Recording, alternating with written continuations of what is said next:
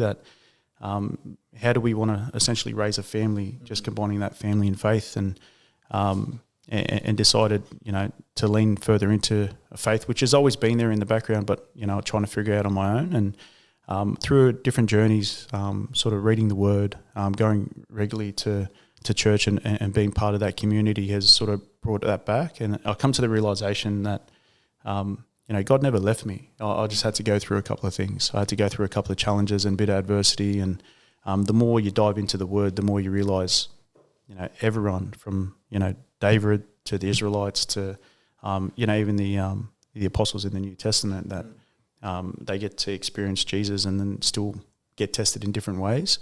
That everyone has their own personal journey that they go through, but at the end of the day, God never leaves your side. So, and then now it's come full swing, and we're raising 4 young children with Katrina and I, and family and faith. Like, faith is at the foundation of everything for us in what we do. You were saying where you came from, education was pushed more than sport, and so can you tell us a little bit about that? That's right. So in Samoa, so we my grandmother's actually a teacher.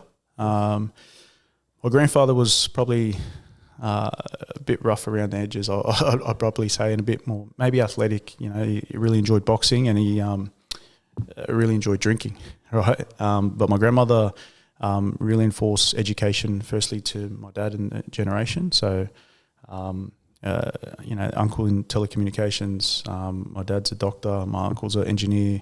My other uncle went to Philippines and studied agriculture. My other uncle's and then their kids, there's now judges, lawyers. That wouldn't be common, right? Multiple doctors. Well, essentially, I was driven from my grandmother, and I feel like she prayed for everyone and reinforced academics. And essentially, for our family, that was our ticket.